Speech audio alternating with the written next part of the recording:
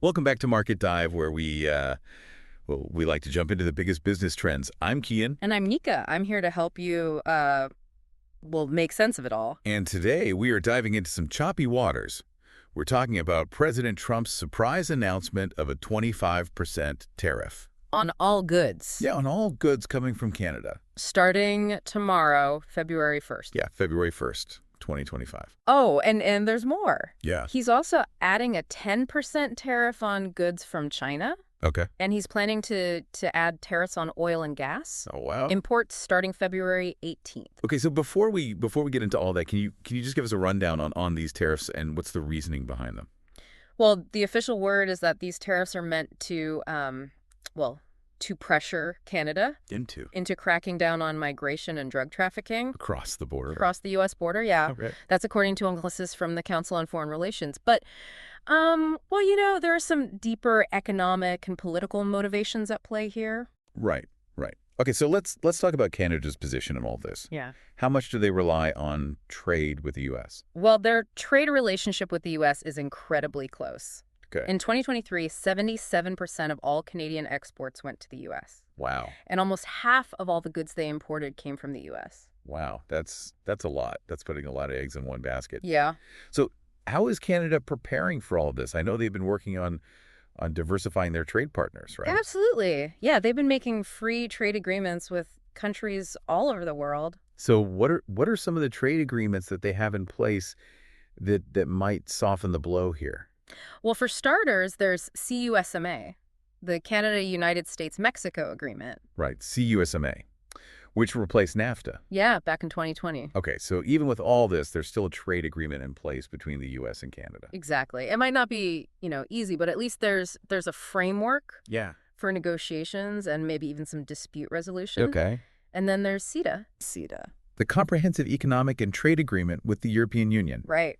That's a big one. Yeah, it's big. By next year, 99% of all Canadian goods will be able to enter the EU market duty-free. Wow, that's huge.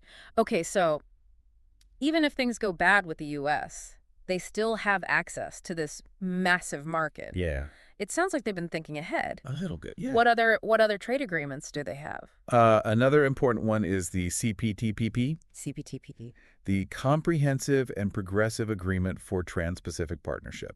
Okay. So this one covers 11 countries in the Indo-Pacific region. Oh, yeah. Gives Canada access to a rapidly growing market. So they've got Europe, they've got Asia. What about other parts of the world? Well, they've got a trade continuity agreement with the UK Okay. post-Brexit.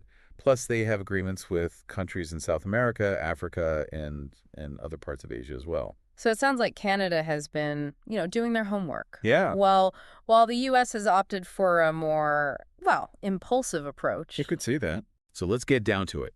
Which Canadian industries are going to be hit the hardest by these tariffs? Energy is at the top of the list. Okay. Canada is the biggest foreign supplier of crude oil to the U.S. Right. And they sent, $143 billion Oh. worth of non-oil sands oil and gas in 2023. Okay. Now add a 25% tariff. That's a Okay. potential increase of $35.8 billion. Oof, that's a lot. Yeah. What about other industries? Well, the automotive industry. Okay. It's another one that's heavily integrated with the U.S. Yeah. through those cross-border supply chains. Right. So a 25% tariff on their $53 billion in automobile and light-duty motor vehicle exports. Okay. That's about $13.3 billion in added costs. So that's going to be a big problem for businesses. Yeah, on both sides of the border. Yeah. And we're probably going to see some price hikes for consumers as well. Right. What about Canadian agriculture? Yeah, agriculture's definitely feeling the heat. Canadian farmers exported $13.1 billion worth of crops and animal products to the U.S. in 2023. Okay.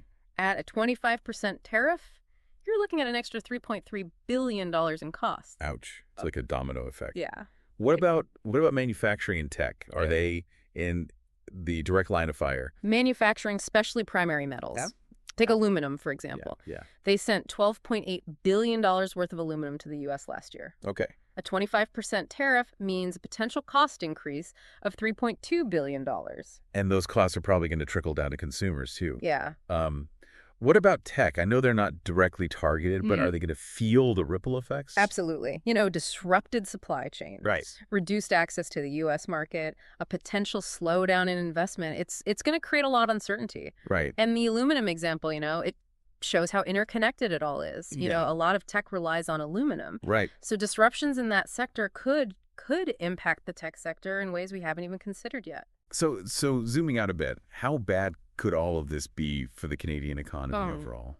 The Bank of Canada is predicting a 2.5% drop in GDP growth. Wow. Yeah. To put that in perspective, that's like wiping out an entire year's worth of economic growth. Wow. And the job market's expected to take a hit as well. Yeah, that's bad news for everyone. Yeah. What about the average Canadian? How will this affect their wallet?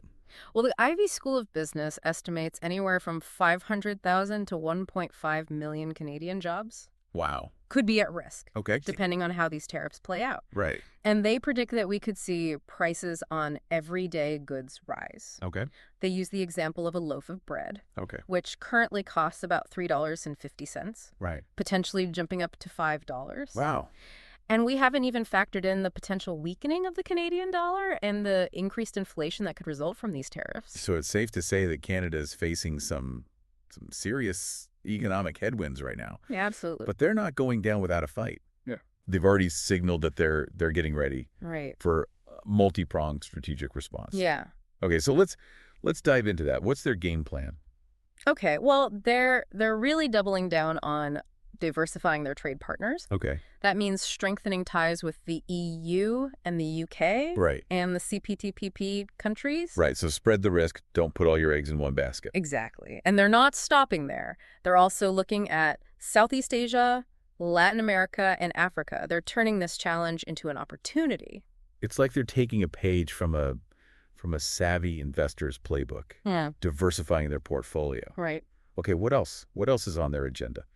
Well, they're also focusing on strengthening domestic industries and promoting innovation. Okay. So increased investment in research and development, Okay. support for small and medium-sized businesses, and encouraging Canadians to buy local. So a bit of that buy Canadian resurgence. Exactly. I like it. And they're also exploring renegotiating some of their existing trade agreements. Okay. And they're pushing for exemptions from these tariffs, particularly for key industries like energy and automotive. So playing hardball and trying to find some common ground. Yeah, they're definitely taking a proactive approach. Okay. And beyond those strategies, they're investing in infrastructure, workforce development, and providing support to businesses and workers hit hardest by these changes.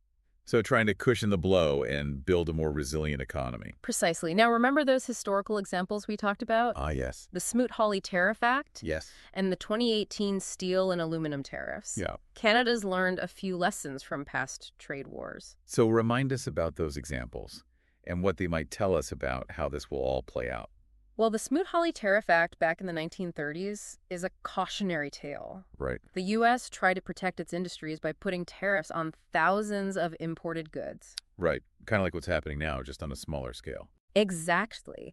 But instead of helping, it backfired, triggered a global trade war, deepened the Great Depression. A classic example of protectionist policies having unintended consequences. Exactly.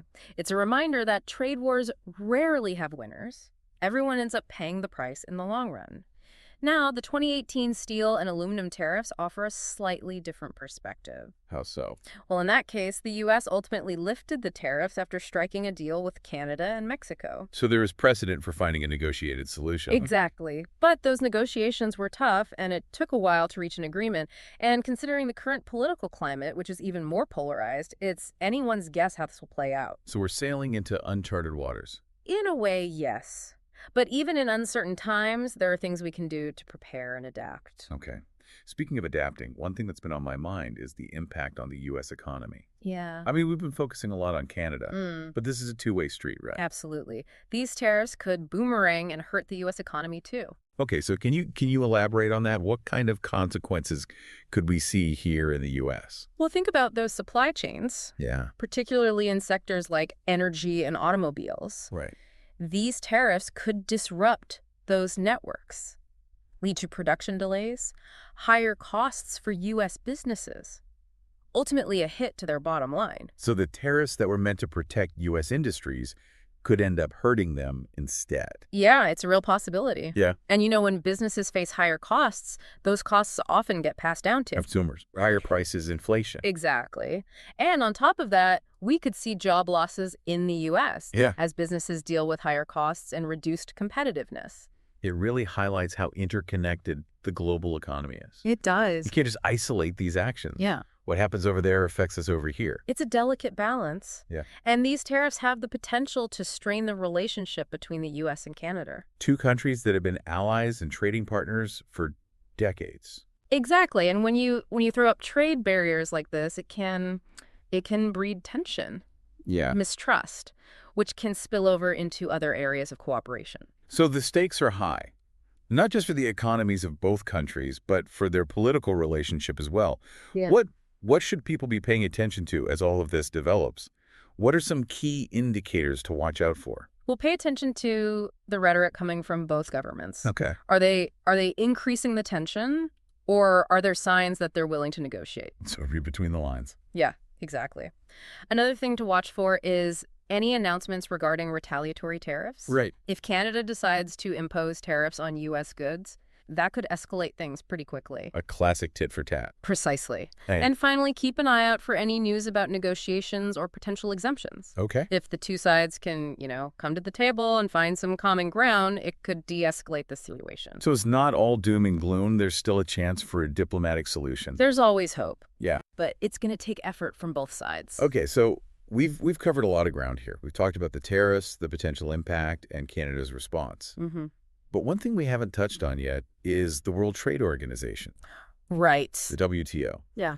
Do you think they can play a role in resolving this dispute? That's a great question. The WTO is designed to promote free trade and resolve trade disputes. Yeah. But it's a complex system Right. with its own set of challenges. So no easy answers there. Not exactly. You see, the WTO's effectiveness has been called into question lately. Okay. Some experts say it's become toothless, Okay. while others believe it's still the best hope for finding a solution. So it's a bit of a wild card. Exactly. Yeah. And honestly, it's too early to say what role they'll play in this. This has been a fascinating deep dive into global trade. It sounds like we're in for a wild ride in the coming months. We certainly are. And one thing's for sure. The decisions made in the next few weeks could have lasting impacts on both economies. And as we've seen, these actions often have ripple effects far beyond the countries directly involved. Absolutely. That's why it's important to stay informed, analyze the potential impacts on your industry, and be prepared to adapt. Great advice. Thanks for joining us on this deep dive into the world of tariffs and trade wars. We'll be back soon with more insights into the forces shaping the global business landscape. We've talked about the potential economic fallout, the political fallout, but what about the people? What about the people whose livelihoods depend on cross-border trade? Yeah, that's a crucial aspect that we can't overlook. For many businesses, for many workers in both Canada and the U.S., these tariffs are causing a lot of anxiety, a lot of uncertainty. Yeah. Imagine you're a Canadian lumber mill owner who's relied on exporting to the U.S. for generations. Suddenly there's this 25% tariff. Right. Makes your products a lot less competitive. That's a real blow. It's like pulling the rug out from under them. Yeah. And on the U.S. side, I mean, there must be businesses that rely on Canadian imports. Absolutely. Think about those supply chains in the automotive industry. Right. A 25% tariff on Canadian parts. Right. That could disrupt production for U.S. car manufacturers. Yeah. Lead to layoffs, maybe even plant closures. It's a ripple effect. Yeah. That touches so many lives on both sides of the border. It's a stark reminder that trade policy isn't just about numbers. No. And economic theories. No. It affects real people. Absolutely. And those consequences can be long-lasting. We're not just talking about short-term economic pain. These tariffs have the potential to erode trust. Yeah. Cooperation between communities that have been interconnected for generations. It's like a crack in the foundation. Exactly. And those cracks can be difficult to repair. Yeah. So as we navigate all of this, it's important to remember the human cost of these trade wars. Absolutely. And it's important for policymakers to engage in dialogue, to listen to the concerns of businesses, of workers, and to find solutions that minimize the negative impacts. This has been a really insightful deep dive. Yeah. I feel like we've explored this from every angle. We have. And as we've discussed, the situation is complex. It's multifaceted. And the ramifications extend, far beyond the immediate economic impacts. It highlights how interconnected the global economy It is. does. And it really highlights the importance of thoughtful trade policies Absolutely. that consider everyone. Well said. Thanks for joining us on this deep dive into the world of tariffs and trade wars. We'll be back soon with more insights into the forces that are shaping the global business landscape.